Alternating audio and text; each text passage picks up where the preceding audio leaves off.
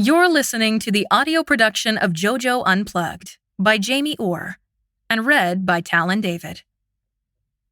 To my mother, Ruth Orr, who delighted in sweet, loving stories. I'm grateful she had the chance to read this book. Chapter 1. Jojo kept one eye on the stage manager as she waited behind the curtain for her cue. On stage, she could hear the friendly, top-of-the-show banter between the co-hosts of NYC Today. These morning talk shows were always breezy and light, which normally was a perfect fit for Jojo. But today, she was working hard to keep her energy up. You can do this, she told herself. She bounced on her toes and shook her hands out. Smile. In truth, she was exhausted from the recent tour and jet-lagged from the flight back from Amsterdam. Normally, she would warm up a talk show audience with a song, but her band had gone on vacation the moment they stepped off the plane. She was doing her best not to resent Carson, her boyfriend/manager, for this poor bit of scheduling. But regardless of how she felt, she wasn't about to let it show. It'd be over in 15 minutes, and then it was sweet vacation time. Okay, here we go, she told herself. The stage manager raised her hand and mouthed, 5, 4, 3, 2, 1. Jojo clicked on an electric smile and waved as she emerged from stage right. She got an instant boost from the studio audience as they erupted to their feet. She was in her own backyard, and these were her hometown fans. Some had lined up as early as 6 a.m. to get inside, while many more were still on the sidewalk watching the video feed. She felt a surge of energy, and just like that, her smile went from pasted on to the real deal. Jojo loved her fans. She tried to spot Carson. He was usually in the front row, but it was hard to see past the stage lights. The co-host stood to greet her. She shook Ryan's hand, but as she reached for Kylie's, she was swept into a warm hug. It's great to have you back, Jojo. And don't even bother sitting down. I want everybody to see this fabulous jacket of yours. It's vintage, right? Jojo flashed her an appreciative smile for the easy conversation starter. It's the London skyline. She turned slowly, showing off landmarks like Big Ben and St. Paul's, outlined in colorful beadwork against the jet-black fabric. I found it in a market stall in Notting Hill, and they told me it was probably made in the 1950s. Very classy, Ryan said, as they settled on the U-shaped yellow couch. Jojo was grateful she'd paired leggings with the jacket. Dresses and skirts could be tricky on these couch interviews. And you're looking radiant, as always, Kylie said. Well, kudos to your stylists. They take good care of me. In truth, they'd barely touched her. This was her work, the way she left home most mornings. High-fashion wigs and makeup were her trademark, her glitz and glitter, as Carson called it. And unlike most performers, she didn't leave her onstage persona at the edge of the stage. Most days, she felt like she was performing 24/7. How many times have you been on the show? Ryan asked. I've lost track. At least 4 or 5. Of course, I'm on the Upper East Side, so it's super convenient. I've seen some pics on your Instagram feed, Kylie said. Your apartment's gorgeous. Jojo bobbed her head in agreement. The sad part is, I've been on the road so much that when I got home last night, I couldn't remember the security code. The remark got a laugh, though it hadn't been funny at the time. Can we say your lifestyle has changed? Ryan asked. Since your first appearance on the show? Jojo smiled modestly. I'll say. Back then, 3 friends and I were squeezed into a 2-bedroom in Brooklyn. We furnished it for practically nothing. It's amazing how much free stuff people leave on the curb. And if you remember my song Girlfriends, we shot half the music video at one of our favorite flea markets, and all of my roommates were in it. Jojo feared she might be rambling, which meant Carson would be getting restless. He liked her to stay on message. Talk about the tour and the new single. Kylie was one step ahead. So, you just came off a 5-month tour. That's gotta be physically grueling. Yeah, beneath all this foundation, I've got some serious shadows under my eyes. Jojo raised her eyebrows as if sharing inside information. But there are perks. The fans were amazing, and their enthusiasm and support keeps me going. She gestured to the audience and blew them a kiss. Sure enough, cheering and clapping filled the space, and Jojo clapped right along with them. "It's gotta be intense," Ryan said once the noise died down. "I saw a video of you performing Come On Over in Seattle, and everyone in the stadium had their hands in the air." As if on cue, he and Kylie raised their arms and started swaying. Jojo joined in and belted out the chorus straight up a cappella. Soon everyone was waving and singing. She loved these little highs. During the commercial break, Carson ran on stage. "You guys are killing it, but if I could offer one note." Jojo cringed.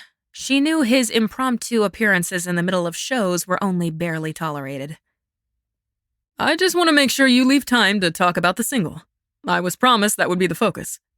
"Definitely," Ryan assured him. "Saving the best for last." As the stage manager frantically escorted Carson back to his seat, Jojo mouthed, "Sorry," but Ryan and Kylie shrugged it off. The show was live again, and Kylie took the reins. "You must be proud of your latest album. In the first 6 months, it's already outsold your first 2, and you just released another single." "Sweet Side will be the 4th and final single off this album," Jojo said. "Originally, the label only budgeted for 3, but I think they were blown away by the amount of support for this song. Some die-hard fans were lobbying for it online." "The power of loyal fans," Kylie said wistfully. "And now it's the fastest rising song on Billboard." "It's a big departure for you," Ryan said. "I don't recall you doing a cover before." "That's true. I've either written or co-written everything up to now." "But this, of course," Kylie said, "is a classic Matt Heston song. Was that a risk?" "Absolutely. My label was dead set against it for the longest time. I wanted it on the last album, but obviously lost that battle. Record execs are always worried about going off-brand, so this time around, I made a deal. I'd record it, and if they didn't like it, I'd never bring it up again." "I'll bet they're happy now," Ryan said. "It's touched a nerve of nostalgia for a lot of folks, and possibly that's why it's debuted so high on the charts." "At 24, Jojo said, not bothering to play it cool. She'd been sweating this one out, and the relief was still fresh. From the wings, the show's producer was making a circular motion with one hand, and Ryan picked up the signal. "We've got a surprise for everyone. We dug back in the NYC Today archives and found an absolute gem. I'd never seen this before, and would bet a lot of people haven't. It's a live performance right here in our studio with Matt Heston singing..." Ryan paused for effect. "Sweet Side." This was a surprise. There wasn't much video of Heston that Jojo hadn't seen, and she certainly hadn't seen this. The large studio monitor leapt to life, and there he was, looking the way she remembered him at 25. He was boyishly lean, with thick, tousled hair obscuring part of his face. Heston had a brand of reserved confidence that had charmed an entire generation of girls. He was on the stage with his band, and after a few instantly recognizable chords, started singing softly, his eyes downcast as though the song was too personal to share. But as he neared the end of the first verse, he looked up to the camera, and any appearance of shyness was replaced by an intensity that still gave Jojo shivers. Out of the corner of her eye, she saw Ryan give a thumbs up to the producer. With the discovery of this old clip, excerpts from today's show might even go viral. When the song ended, the focus was back on her. "Those are some big shoes to fill," Ryan said. "Heston's version of Sweet Side is so iconic it's practically woven into the American soundtrack. You must have known people were going to compare them. Are you worried?" "Petrified," she was about to say, but thought better of it. Before the album was released, I was anxious. But so far, it's been well received. She held up both hands with fingers crossed. And I think my recording's different enough that it's clear I wasn't trying to copy the original. You've definitely made it your own, Ryan said. Heston was always a bit edgy, whereas you've captured a more celebratory feel, especially with the music video. Kylie was nodding effusively. The video's simply amazing, but it still feels like a gutsy move on your part. With all the great songs you must get pitched, why were you willing to put so much on the line for this one? Carson had prepped her to expect this kind of question, and yet, Jojo wasn't totally sure of her answer until the words began to flow.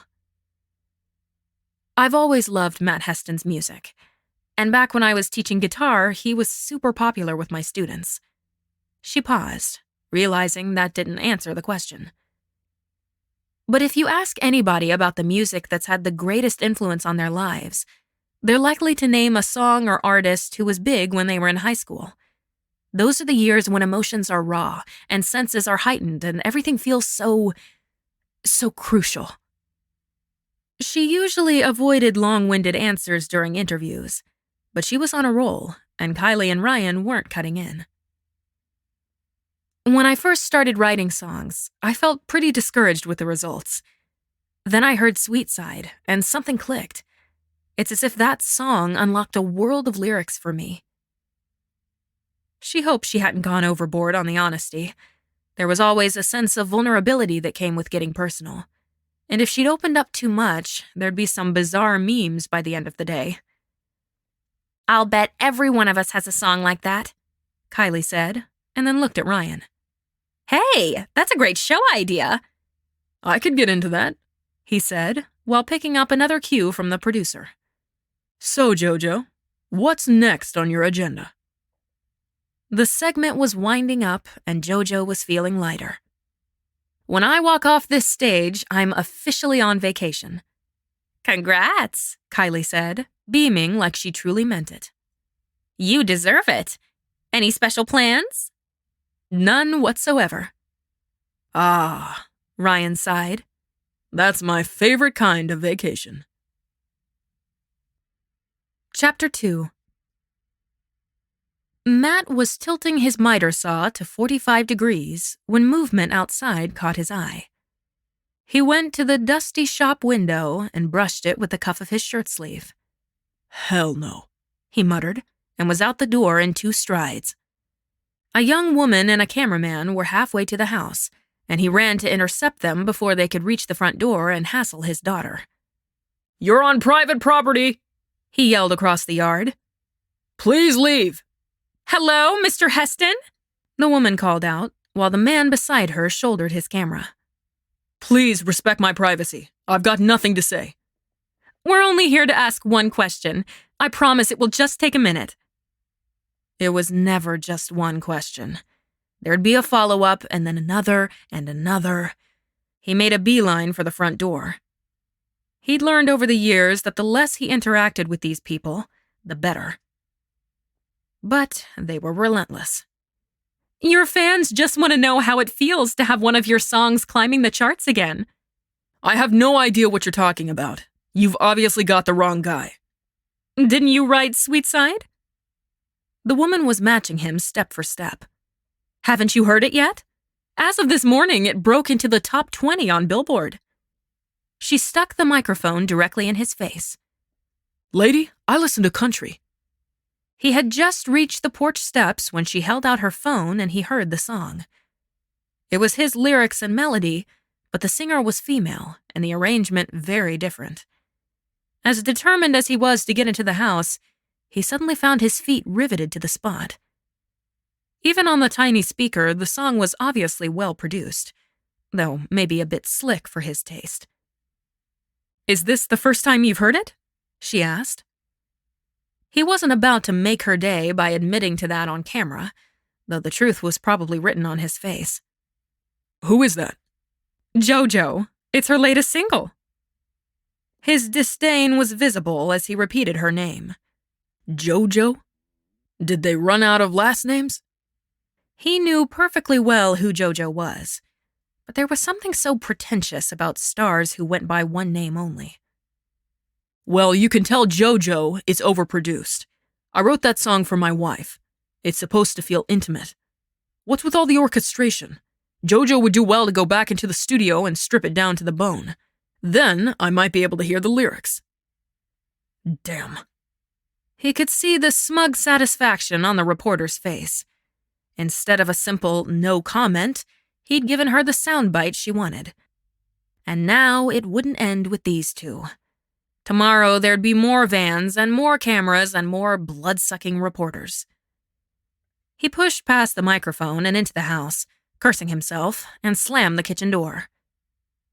"Dad, what are they here for?" He jumped. Geez, Gracie, don't sneak up on me. Clearly, she'd been there for a while, peering around the edge of the curtain. And don't let them see you. "They're walking back to their van," she said. "The lady's on her phone." Probably talking to her boss and telling him to reserve 2 minutes on tonight's news. 2 whole minutes. Nice job, Dad. When had his 12-year-old gotten to be such a wise guy? He peeked around the edge of the curtain. Except for the occasional "where are they now" story, their lives had started feeling normal. Matt went to the kitchen sink and poured a glass of water. How was it possible one of his songs could make it into the top 20, and this was the first he was hearing about it, especially when the biggest Jojo fan on the planet was living under the same roof? He looked at his daughter. Honey, is there something you've been wanting to tell me? About what? Oh, I don't know. Maybe that Jojo has a new single? Oh, that. What was with the blasé tone? He stared her down until she folded. "I knew you'd be upset." Why would you think that? "Well, aren't you?" He sat at the island and thought for a moment. Okay, he could see why she'd been hesitant. She pulled out a stool and sat across from him. So many milestones were passing. For a long time, getting onto the kitchen stools required a bit of climbing, but she'd shot up in the last year. She propped her elbows on the counter, resting her chin on her hands. Lucky for us, he said. You inherited your mother's mellow temperament. Sometimes I can run a little hot. It's just that when I get ambushed, I hate looking like a backwoods hick who's completely out of touch. Well, she hesitated. I kind of thought that was the image you were going for. Very funny. I wish you'd take this seriously. I am, but face it, Dad. The only paper you read is the Banner, and about the only time you go online is to check the weather. Not true. I also order stuff for the shop. It was her turn to stare him down. Okay, he confessed. I'm not exactly Mr. Pop Culture, but that's even more of a reason I depend on you. You interact with people at school and you're online a lot. You're basically my eyes and ears on the music scene. Her shoulders slumped. I was going to tell you. I was even thinking of telling you tonight. It really hasn't been very long. Sweet Side is the highest debuting single of the year. He suppressed a chuckle as she rattled off the factoid like a DJ. The discussion might have ended there, but something didn't add up. Did Jojo just release a new album? Gracie hung her head. Okay, busted. The album came out months ago, but Sweet Side wasn't supposed to be a single, so I thought you wouldn't find out. It sounded like she was finally being honest. I know you wrote it for Mom, so it's always going to be hard for you to hear it. But what's the big deal? Other people have sung it, and JoJo's might be the best cover yet. He didn't like to think this had been weighing on her. She was right about JoJo not being the first, but apparently those other recordings didn't go anywhere because the royalties never amounted to much. He got up and went to the window again. The van's gone. Will there be more tomorrow? She asked. Maybe, if the song keeps climbing. He turned to the old corded phone hanging on the wall. I think I'm going to call your Uncle Thad. I thought you never talked to him. That stung. Not because it was untrue, but because Thad had deserved better. He'd been an exceptional manager, keeping one eye on the bottom line and the other on the welfare of Matt and his band. They'd come to feel more like family than friends, thus the honorary title of uncle. In the end, the breakup of the band had cost him as much as it had cost Matt. Well, I guess it has been a while, but I've always considered Thad an important person in my life. That's why we asked him to be your godfather. Gracie slid off her stool. Say hi for me, and tell him I like the birthday cards. She left the kitchen, and he waited until he heard her on the stairs before picking up the receiver. He was surprised he remembered the number after so many years. The Sawyer Agency, may I help you? Does Thad still work there? Can I tell him who's calling? Matt hesitated, unsure Thad would even take his call. It's Matt Heston. Mr. Sawyer is expecting your call, Mr. Heston. I'll put you through. Unbelievable. Was he that predictable? Matt started pacing, the twisted phone cord following him back and forth. He wasn't certain how this was going to go down.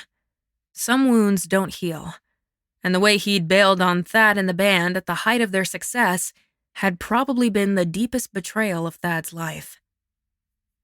Hey, Matt. Hey, Thad. The older man sounded unchanged, and Matt felt himself being pulled back in time. In the music industry, most agents were big talkers, but Thad had always been a man of few words.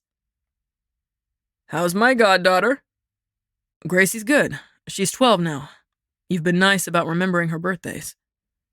She always sends a thank you, which is more than I get from my own grandkids. A silence hung between them. I wish I knew her better. Another jab to the heart, though Matt doubted it was intentional.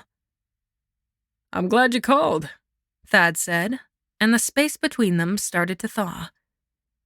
Have you seen a little bump in your royalty checks? Not much. Well, it's probably too early. There's always a delay. Since Sweet Side has been on the album for about 6 months, you should see a nice increase in your next check. But the real payout will come from the single. Are you still my agent? Thad laughed. Technically speaking, you never fired me. You just stopped taking my calls. Sorry about that. I was pretty messed up. We all were, Thad said. The whole thing was messed up. But you sound okay. Better, anyway. So about this deal with Jojo, Matt said. Did they run it by you first? You know it doesn't work like that. Well, how does it work? Matt could practically hear Thad shaking his head. People have been singing your songs for years, and now you want to know how it works? Well, it's a hell of a lot different when some guy sings one of my songs in a bar in Austin, Texas. The next morning, I don't have reporters camped out on my lawn. Thad seemed amused. It's not funny, Matt said. It's a hassle. The kind of hassle every kid I rep dreams of. I've never understood it. You put out 2 albums and then disappeared, and somehow the press turned you into the goddamn Salinger of the music biz. You're right, Matt said. It doesn't make sense. There's plenty of people more famous, so why can't the tabloids go bother them? And it's not just me they bother. Last fall, a guy approached Gracie. I was off somewhere running errands and wasn't gone long. There was a stillness on the line. I'd asked her to rake the leaves out front, and a guy walked right into the yard. Said he just wanted to ask a few questions about her mom. Geez, Matt. I got home and the guy took off, but Gracie was really shaken. His pulse quickened just thinking about it. It took every ounce of self-restraint not to chase him down the street. I'm so sorry. I had no idea, Thad said. Something must have caught his attention on the other end. Hey, why are you on E! News? Hold on, I'm going to turn up the volume. Matt cringed. He couldn't hear every word, but he heard enough. Was that really the way he sounded? It didn't take long before Thad had seen enough. Oh, Matt. He sounded discouraged. I hope you didn't just shoot the goose that laid the golden egg. She caught me off guard. Even in Matt's head, the excuse was pathetic. Well, hell. You of all people should know how to handle the media by now. The bad news for you is these guys love to poke the ferret, so you'll probably have a regular feeding frenzy tomorrow. Matt didn't appreciate being the ferret in this story, and he didn't need Thad reminding him he'd handled it badly. But as you probably know, controversy sells, so you may actually be a media genius. Matt shifted the subject. You still getting a piece of the royalties? Yup. Well, you deserve it. I believe I do. Thad had every right to be prickly. He had to be approaching retirement, and financially, things would be a heck of a lot better if everything hadn't imploded. My phone's lighting up, Thad said. I'm going to have to go. Take care. He didn't wait for Matt to say goodbye or apologize. An apology was so overdue, it was more likely to open old wounds than do any good. Chapter 3. Jojo didn't have any family living in the city, but she had the next best thing, Leah and Tom Scobie and their 2 spirited little boys. That evening, her driver dropped her at their apartment building in the East Village, and her bodyguard walked her to the door of the lobby. Inside, as the elevator opened, a middle-aged couple stepped out and did a double-take, but thankfully kept moving. She got on and pushed the button for the 3rd floor. On the ride up, she turned her phone off. It was the only way to keep the outside world from intruding. The elevator door slid open, and she headed down a hallway, spotting 2 small faces watching her from a half-open doorway.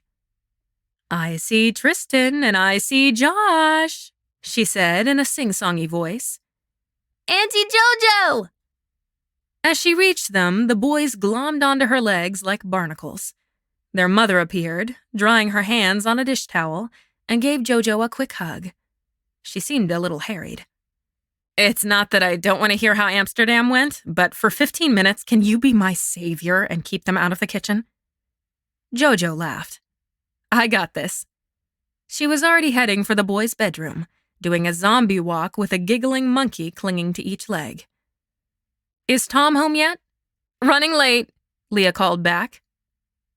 Jojo loved the familial energy, the smell of dinner cooking, and the adorable faces looking up at her. In their eyes, she was a magical character who showed up in fanciful wigs and makeup a couple times a month for dinner and in dance videos choreographed by their mother. The 2 women had collaborated on 6 projects. 10 minutes later, the boys were teaching her how to roll Play-Doh with a rolling pin when Tom peeked in. Hey, boys, you having fun with Auntie Jojo? "Daddy!" They ran to maul their father for a few lively seconds, and then, just as quickly, ran back to the play table. Jojo rose from her perch on a child-sized chair and gave Tom a hug. No Carson tonight? He said. "'Fraid not. Just the spinster aunt." "What's a spinster?" Tristan asked. He was now rolling his Play-Doh into a long snake. A spinster is the exact opposite of Auntie Jojo, Tom said. He headed back into the hallway. I've got to get changed, and Leah says if you keep them busy a little longer, you can have our next born. Jojo laughed. Sounds like a deal. She was fairly certain they'd made up their minds to stop after Josh, but a little girl would be so much fun. Tom hadn't seemed disappointed Carson wasn't joining them, and she hadn't offered a reason. Earlier that morning, after they'd left the NYC Today studio, there'd been another fight over the schedule, the 3rd in as many weeks. But this time felt different, because Jojo dug in her heels. The tour had been grueling, and she needed to recharge, and as amazing as her life might appear from the outside, it had become routine and predictable, which was starting to show in her songwriting. "I need to change things up, and I need to rest," she'd said. "It's non-negotiable." Sure, we'll see, was Carson's reply, an apparent misunderstanding of the word non-negotiable, which was the sort of thing that frustrated her.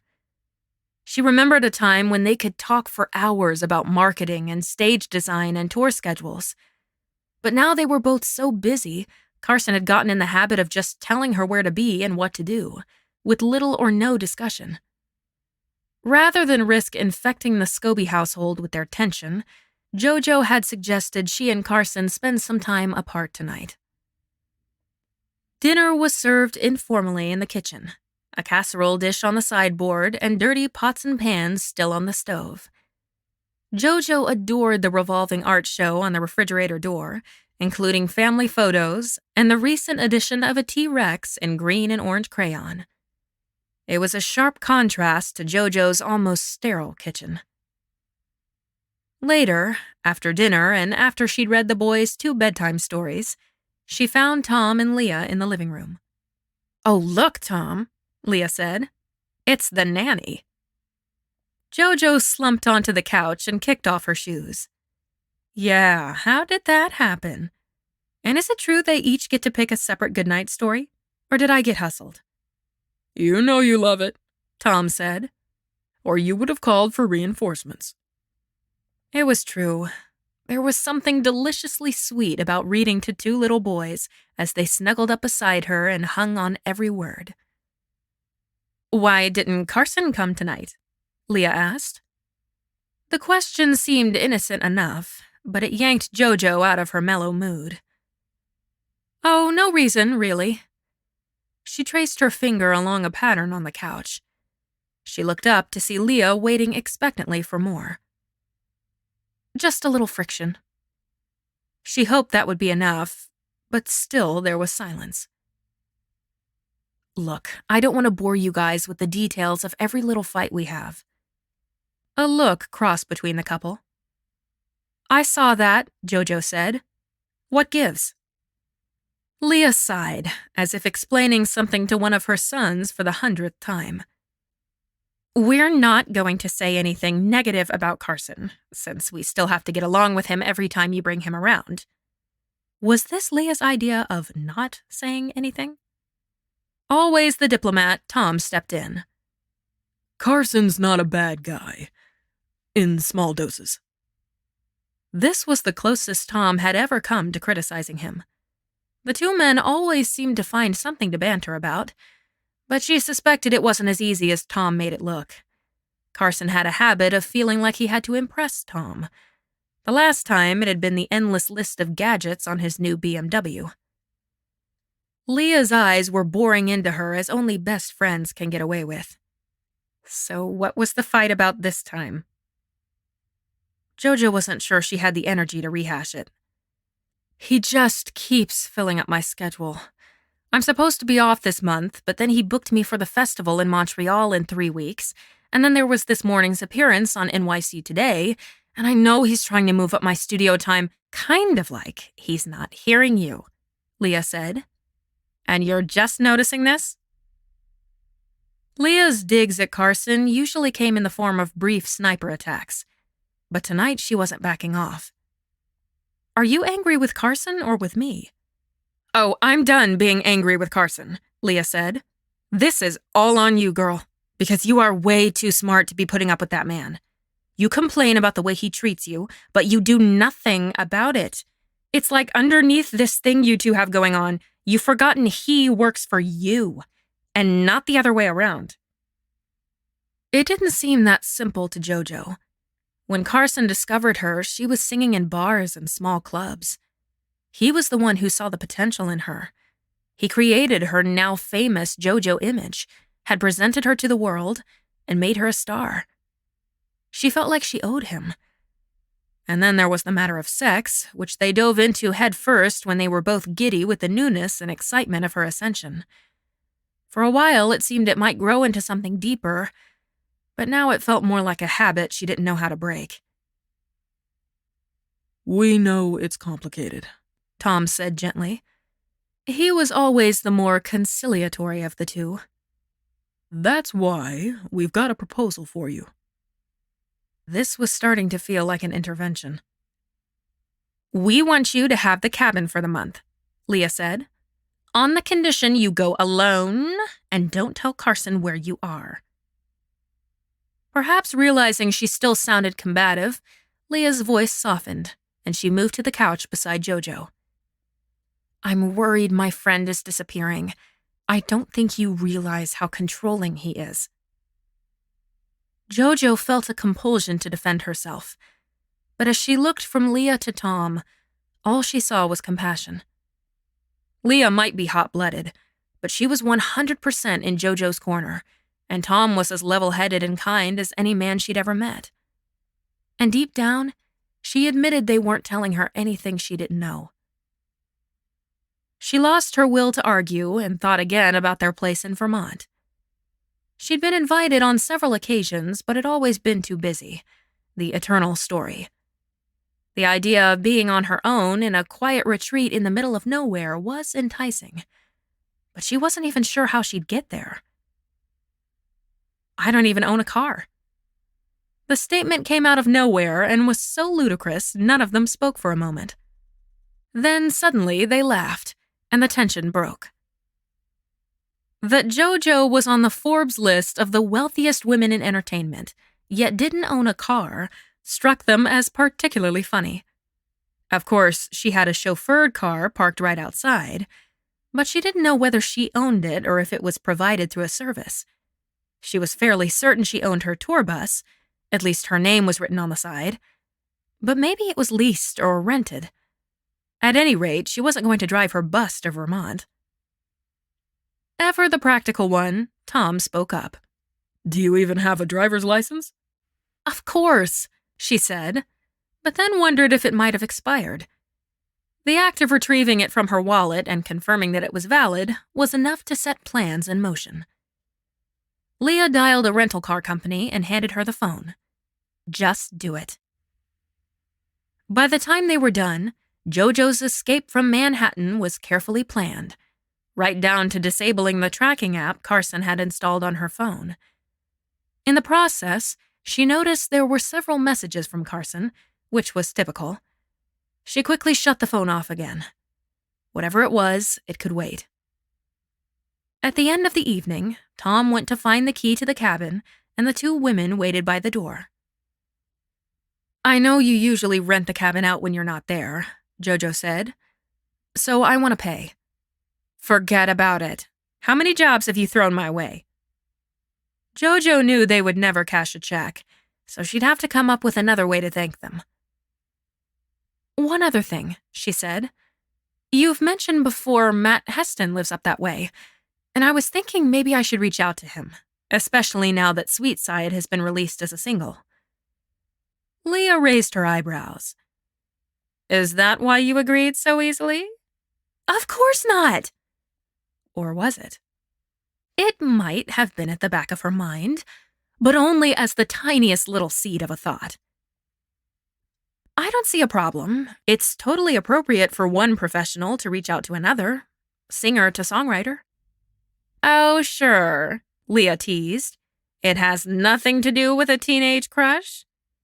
There was no crush, only a deep appreciation for his music. Leah looked unswayed. Aren't you forgetting he has a daughter? If you're trying to keep a low profile, that could complicate things, especially if she's a fan.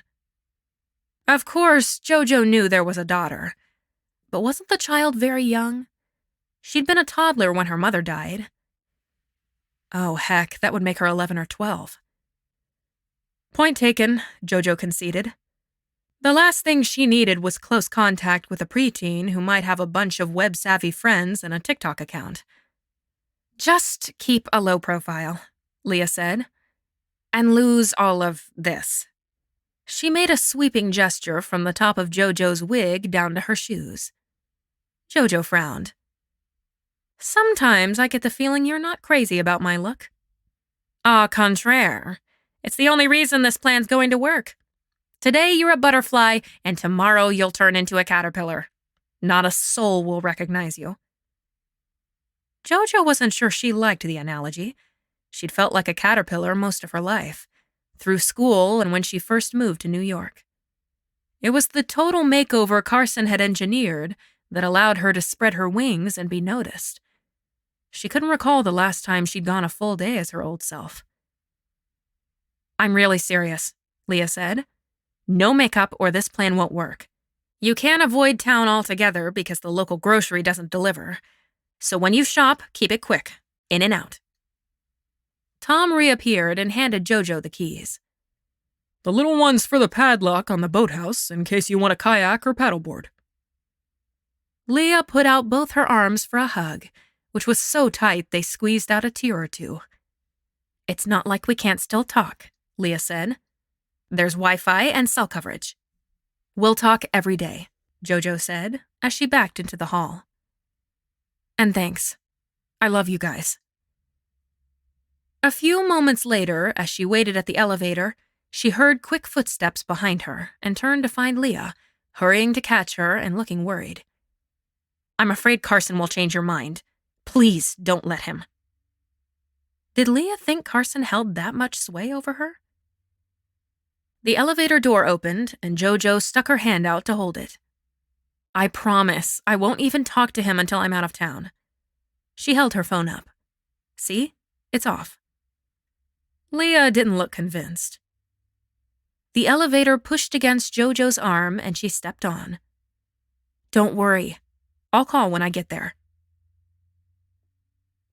On the drive back to the Upper East Side, Jojo pushed the button that opened the privacy window between her and the front seat. Hey guys, I hope you got dinner. Dinesh knows all the best Indian spots, Russ said. but don't let him choose how hot. Yeah, I learned that the hard way. Jojo smiled into the mirror, but Dinesh kept his eyes on the road. I've got exciting news for you, gentlemen. You'll still get paid, but I won't be needing your services for a while. She explained only what they needed to know, including the fact she'd be back briefly in 3 weeks before flying up to Montreal for one show. Will you have security where you're going? Russ asked. She decided it was easier to say yes than convince him she would be perfectly safe by herself in the middle of the Vermont woods. Just one request, she added. If Carson asks questions... We never had this conversation, Russ said. Dinesh raised his eyes to the mirror, and she could read his loyalty. We work for you, ma'am. She settled back in her seat, but left the window between them open. Carson might sign their checks, but Dinesh and Russ considered her the boss. As they approached her building, Russ broke the silence. Keep driving. Then he turned to the back seat. It's an especially large crowd tonight. We can circle the block if you still want to use the front door, or we can use the private entrance. Small groups of fans hanging around the building were common, but whenever one of her songs got hot, the crowd swelled. Usually, Jojo didn't shy from the public, but she was already shifting into vacation mode. Okay, let's skip the front door tonight. The elevator took her to the 17th floor and opened into the marble foyer she shared with 2 other apartments. To the right was her door, and inside, blissful peace. She was tempted to sit down and relax, but knew she'd regret it later. It was always better to get right to the chore of peeling back the layers of her public facade. The nightly ritual started in the wig room. Jojo lifted the straight blonde hair from her head and placed it gently on an empty mannequin head among the dozens of others that lined the shelves. As she pulled off the wig liner, her natural chestnut curls sprang to life as if happy to be free. She would deal with them later. Next stop was the makeup room, where she sat on a stool at a long marble counter. The lashes came off first, and then the nails. When she was on tour and didn't have the luxury of time, acetone was her go-to nail remover. But she didn't like the way it dried her skin, so at home she used a remover that worked more slowly, but was less harsh. In about 20 minutes, her nails were clean and natural. In the bathroom, she started with coconut oil to remove her makeup, and then a gentle soap to remove the oil. She finished with a thin layer of moisturizer. Restoring order to her hair was a simple task. Since it was usually under a wig, she kept it short, just off the neck. As a child, she envied girls with straight hair, while hers was a tangle of unruly curls, which her mother tried in vain to tame with barrettes and headbands. It wasn't until a friend in high school told her to lose the hairbrush that she discovered there could be order within the chaos. From that point on, she began to make peace with her assorted waves and ringlets. Now, with the evening regimen almost complete, she reached for a spray bottle and gave her head a good spritzing. Then, running her fingers up from the base of her scalp, she lifted and kneaded clumps of curls until buoyancy and balance returned to her short bob. Sometimes she worked in some styling cream, especially in the winter when her hair was drier, but tonight it was fine as it was. If she wanted to, and she occasionally did, she could now take the elevator down to the lobby and walk outside, directly past the paparazzi, and no one would look twice at her. Leah hadn't been exaggerating about Jojo's ability to blend in, and if she could do it on the streets of New York, she could certainly do it in Vermont, where no one would expect her. Jojo went into the living room without turning on the lights and sat on the large wraparound couch. When the realtor first showed her the apartment, she walked straight across the hardwood floor to the full-length windows and fell in love with the skyline. She closed her eyes and thought about tomorrow. Carson was sure to flip out. He was always preaching about the fleeting nature of fame and planting the fear that if she slowed down for even 2 seconds, the next rising star would take her place. Maybe his kind of motivation was okay in the short run, but she couldn't maintain this pace forever. Perhaps she could put a positive spin on it and sell this trip to Carson as a working retreat. With her next studio date still set for late July, it seemed reasonable. 4 weeks of songwriting, mixed with swimming and walks in the woods, sounded like a workable compromise. She heard Leah's voice in her head. "It's like you've forgotten he works for you." It was true, and high time Jojo stopped worrying about keeping Carson happy. After a few deep breaths, her mind wandered again, this time to the video they'd played on the show that morning. Matt Heston had been her favorite singer-songwriter from about the time she was 15 until he suddenly quit his band 3 years later. In hindsight, it was odd she'd been so into him since he was more alternative rock, and over the years she had moved toward hip-hop and pop. But back then, she was still figuring out her style, and something she absolutely worshipped were his lyrics. She could sit and read a Matt Heston song like other people read poetry. Sweet Side had been on his second album, and she had listened to it for hours at a time, dissecting the words and chord progressions. Of course, she'd also learned to play every one of his songs and sang them so often that occasionally her parents had to declare a Matt-free evening for the sanity of the family. Her thoughts returned to the present and the need to pack so she could have everything downstairs by 7:15 in the morning. There was no need to take more than a few bags and a couple of guitars. One was a beater she didn't mind taking outdoors, and the other was her cherished Sam Rubio.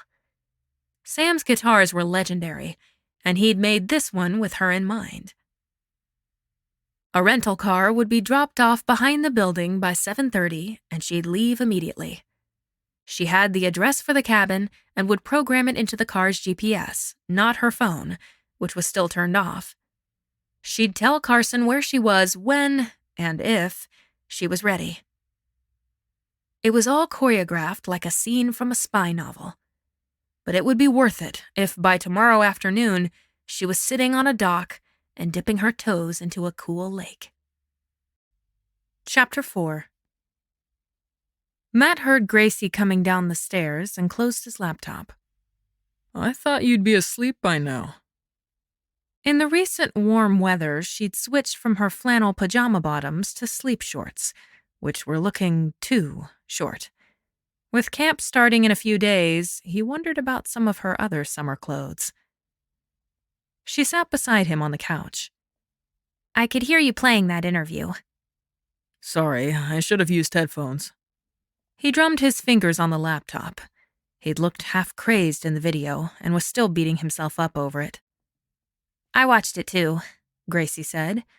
And everybody around here knows you're not like that. You're a perfectly normal dad. That's high praise, thanks. Maybe she was right. Who cared what the rest of the world thought? Westbury was his world, and most of the townspeople shared his disdain for the press. They would understand. To set the record straight, he said, I wasn't obsessing over just one video all evening. I thought, in fairness, I should check out some of Jojo's stuff. Did you know if you Google her, you get over 300 million results? Wow, Dad. I must have been upstairs a long time. Seriously, I probably watched 30 videos and I've barely scratched the surface. You know that thing I said about you being a normal dad? Uh-huh. Well, not so much now. He caught her drift. This probably wasn't something he'd mentioned to the guys at the lumberyard. I'm not exactly Jojo's typical fan, am I? If you're going to watch her videos, you need to be accompanied by a minor. Very cute. Normally, he might have sent her back to bed by now, but school was out and she didn't need to be up early for anything. Plus, he enjoyed the company. Do you want to see my favorite? He said. You already have a favorite? He opened the computer and went to a YouTube video entitled Road Weary Blues. It was a live video shot in Phoenix on Jojo's second world tour. Oh, I've seen this one. This song is totally you, Dad. Surprisingly, it was. Most of Jojo's music was too poppy for his taste, but this one was different. It was a song about being on the road, in the vein of Bob Seger's Turn the Page. Every singer-songwriter has written at least one road song, after spending a few hundred hours on a bus with unwashed band members and too little sleep. The lyrics were somber and laced with a touch of loneliness. As a performer, this was the type of song Matt would have put in the set list right after something high energy. It was such a powerful feeling to lift an audience up to where they were soaring, and then with the next song, bring them in for the huddle. At the end of Jojo's video, Gracie snatched the computer from his lap. Okay, my turn.